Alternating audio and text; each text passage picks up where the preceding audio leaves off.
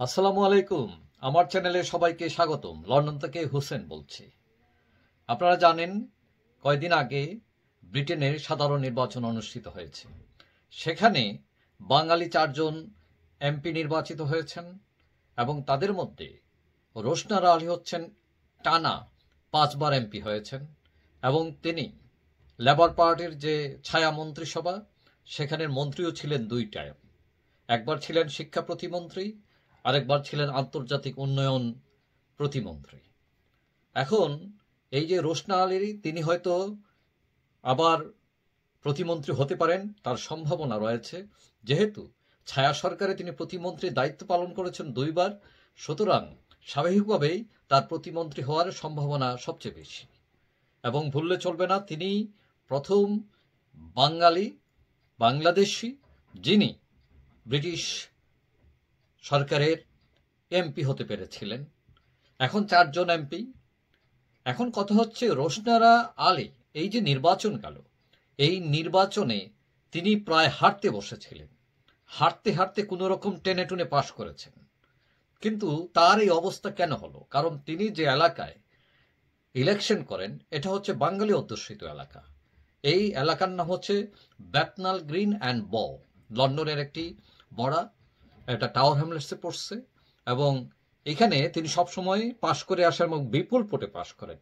আমরা 2019 সালের যে নির্বাচন হয়েছিল সেই নির্বাচনে ফলাফল যদি দেখি, তাতে দেখা যায় রোশনারা আলী 44,000 ভোট পেয়েছেন।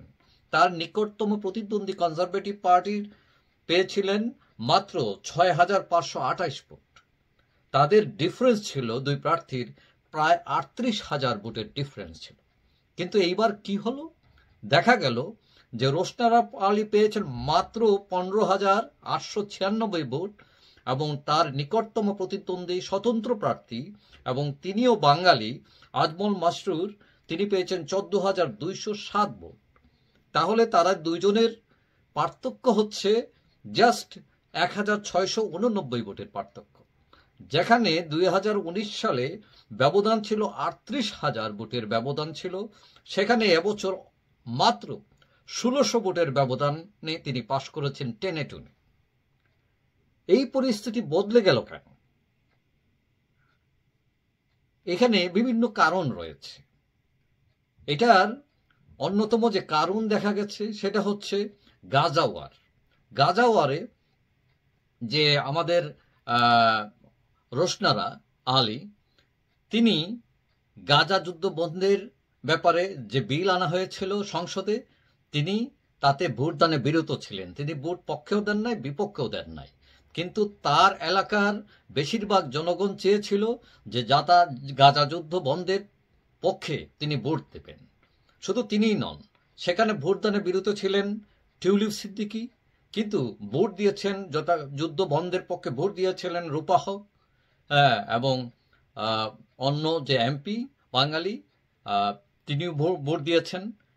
কিন্তু তারা ভোট দেন নাই এবং মানুষ বিক্ষুব্ধ হয়েছে। এবং এই ইস্যুকে কেন্দ্র করে বাঙালি এবং মুসলিম কমিউনিটির মধ্যে অসন্তোষ ছিল রোশনারার বিরুদ্ধে, এবং এটা কাজে লাগিয়ে তারা তার ভোটের ব্যাংকে ব্যাপক ধস নামায় এবং সেখানে মাত্র 1600 ভোটের ব্যবধানে তিনি পাশ করেছেন। সেখানে আজমল মসরুর স্বতন্ত্র প্রার্থী হয়ে তিনি প্রায় 14,207 ভোট পান।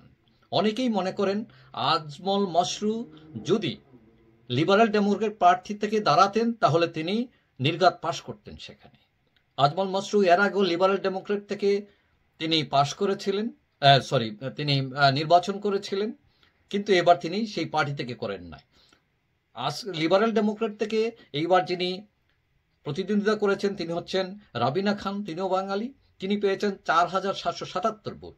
অনেকে মনে করেন যদি আজমল মাসরুর লিবারেল ডেমোক্রেট থেকে নির্বাচন করতেন তাহলে তার এই ভোটের সাথে আরো 4,777 ভোট যদি যুক্ত হতো তাহলে রোশনারা আলী হেরে যেতেন। এখন এই যে ক্যালকুলেশন, তাতে কি সিগন্যাল দিচ্ছে? অর্থাৎ আমরা এই ইলেকশনে যেটা দেখলাম যে গাজা ইস্যু পাশাপাশি এই যে কমিউনিটি এঙ্গেজমেন্টে অনেকেই মনে করেন যে রোশনার আলী এঙ্গেজমেন্টে কমিউনিটির সাথে তার যোগাযোগ কমে গিয়েছিল এবং বেশি দিন ক্ষমতায় থাকলে যা হয় যে প্রতিপক্ষ তৈরি হয়, অভিযোগ অসন্তোষ তৈরি হয়, এবং সেটা রোশনার আলীর বিরুদ্ধেও ছিল। এবং এটা মনে রাখা দরকার, যদিও এই নির্বাচনে আমরা খারাপ অনেক কিছু দেখেছি, যে রোশনালের বিরুদ্ধে লড়তে গিয়ে অনেকেই তাকে ব্যক্তিগত আক্রমণ করেছেন এবং তাকে বিভিন্নভাবে অপদস্থ করার চেষ্টা করেছেন, কিন্তু রাজনীতিতে সেটা শোভনীয় নয়। আপনি আপনার প্রতিপক্ষের সমালোচনা করতে পারেন তার কাজ নিয়ে, তার নীতি নিয়ে, কিন্তু ব্যক্তিগত আক্রমণ করাটা এই সিভিল সোসাইটিতে সেটা গ্রহণযোগ্য না। কিন্তু আমাদের এই কমিউনিটি, আমাদের যে দোষ, আমাদের যে আগের চর্চা, সেটা তারা এখনো ভুলে যান নাই। এটা খুবই খারাপ। তবে এবং এটাও মনে রাখা দরকার যে রোশনার আলী একদম ফেলে দেওয়ার মতো না। তিনি প্রথম বাঙালি যিনি এই ব্রিটিশ সংসদে গিয়েছেন এবং 5 বার তিনি এমপি হয়েছেন, এবং তিনি সামনে প্রতিমন্ত্রী হওয়ারও তার চান্স রয়েছে। আবার রোশনার আলীরও মনে রাখা দরকার যে তিনি যে এলাকা থেকে নির্বাচিত, তার মানুষের, তার জনগণে কি চায়, তাদের অভিব্যক্তি কি, তাদের প্রয়োজন কি, তাদের মতামত কি, সেটাকে বাস্তবায়ন করা, তাদের কথা শোনা। এটা যদি না শুনেন তাহলে তার জন্য এই যে এইবারের, সেটা হচ্ছে একটা সিগন্যাল যে জনগণ চাইলে যে কোনো সময় আপনাকে ফেলে দিতে পারে। এবং এইবার তিনি পড়তে পড়তে কোনো রকম বেঁচে আসছেন। যাই হোক, কথা হলো যে এই যে নির্বাচন, এখান থেকে অনেক কিছু শেখার আছে। যেমনি এমপি যে যিনি হবেন তার যেমনি দায়িত্ব রয়েছে, এলাকার মানুষেরও দায়িত্ব রয়েছে। আমার কথা হলো যে আমরা বাঙালি কমিউনিটি, আমরা এক ইউনাইটেড থাকবো, একজন আরেকজনের প্রতিপক্ষ থাকতে পারি, কিন্তু সেটা যাতে সুন্দর এবং সেটা যে ডিসেন্ট হয়। অর্থাৎ আমরা যেন কেউ কারো প্রতিপক্ষ করতে গিয়ে ব্যক্তিগত আক্রমণ না করি, অসুন্দর না ছড়াই। আমরা যেন আমাদের দেশকে, লাল সবুজের দেশকে উপরে তুলে ধরে রাখি। এই ব্রিটেনে শুধু বাঙালির না, অনেক কমিউনিটির লোক আছেন, সবাই রাজনীতি করছেন, এবং সেটা যাতে সুন্দরভাবে হয়। যাই হোক, সবাই ভালো থাকবেন। আর যারা আমার চ্যানেল সাবস্ক্রাইব করেন নাই, ইচ্ছে করলে করে রাখতে পারেন, তাহলে পরবর্তী ভিডিও আপনার কাছে অটোমেটিক চলে যাবে। সবাই ভালো থাকবেন। আল্লাহ হাফিজ।